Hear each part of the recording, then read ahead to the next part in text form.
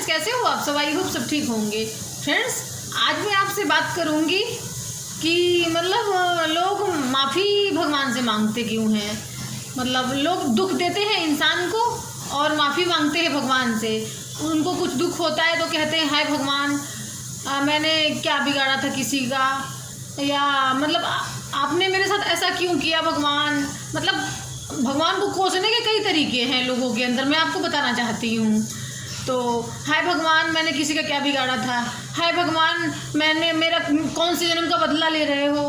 हाय भगवान, मतलब कई तरीके से आपको बताना चाहती हूँ करते हैं लोग। हाय भगवान, अब आपकी पूजा नहीं करूँगी। हाय भगवान, मैं आपकी बहुत बड़ी भक्त हूँ। हाय भगवान, मैं आपका बहुत बड़ा भक्त हूँ। मतलब कुछ भी लोग हाय भगवान, मतलब ये मुझे जन्म ही क्यों दिया ऐसा। हाय भगवान, मेरे को इतना दुख क्यों दिया। हाय भगवान, मेरे हिस्से में ही इतना दुख क्यों है। मतलब कहने का मतलब कुल है कि भगवान को लोग कई तरीके से कोसते हैं। तो भगवान को कोसने से फ़ायदा नहीं है कोई। फ्रेंड्स, आप इंसान को दुख दे रहे हो और भगवान से पूछ रहे हो कि हे भगवान, मैंने क्या किया था।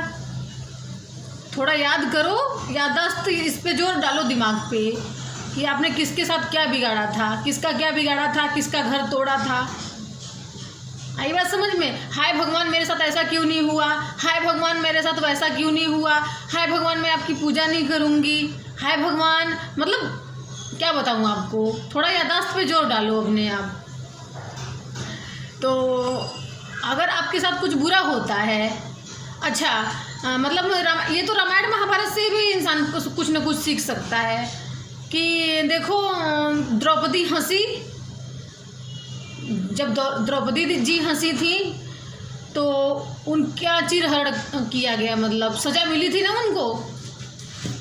अब मतलब कई तरीके से आपको बता सकती हूँ, रामायण महाभारत से निकाल के बातें बता सकती हूँ। जुआ खेलने से इंसान बर्बाद हो गया था, समझ में आई बात। पत्नी तक हार गया था अपना अगला इंसान। मतलब अब नाम क्या बताऊँ सबका मैं, इतना बहुत रामायण महाभारत तो मतलब बहुत सुने हैं मैंने, पढ़े सुने हैं। तो कुछ चीज़ें, बहुत चीज़ें मुझे याद है सच बताऊँ तो।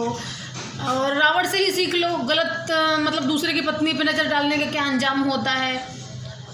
तो इससे हमें कुछ सीखना चाहिए, रामायण महाभारत से ही बहुत कुछ सीखना चाहिए कि किसी को दुख नहीं देना चाहिए।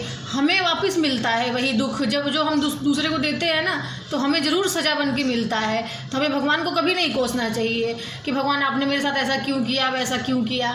सिर्फ ये सोचो कि मेरे कौन से कर्म ऐसे बुरे थे भगवान, ये कहो भगवान से। मेरा पाप काटो, मेरा कर्म काटो।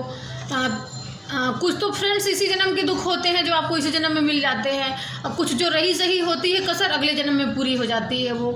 तो यही आपसे मैं बताना चाहती हूँ कि इंसान को आप दुख देते हो तो भगवान से कभी मत कहो कि हाय भगवान, आपने मेरे साथ ऐसा क्यों किया। वो आपके कर्मों की ही सज़ा है, इस जन्म के नहीं तो पिछले जन्म के हैं। अगर आपको याद है जहाँ तक कि इस जन्म में आपने कुछ गलत नहीं किया है, तो वो पिछले जन्म के कर्म होते हैं जो आपको इस जन्म में सज़ा बन के मिलते हैं। तो आगे से भगवान को कोसने से पहले एक बात दिमाग में रखना कि हमें कोसना नहीं है, सिर्फ हमें ये देखना है कि हमें कौन से जन्मों के कर्मों की सज़ा मिली है। आई बात समझ में? आई होप आपको मेरी बात समझ में आ गई होगी। इसलिए ओके, बाय।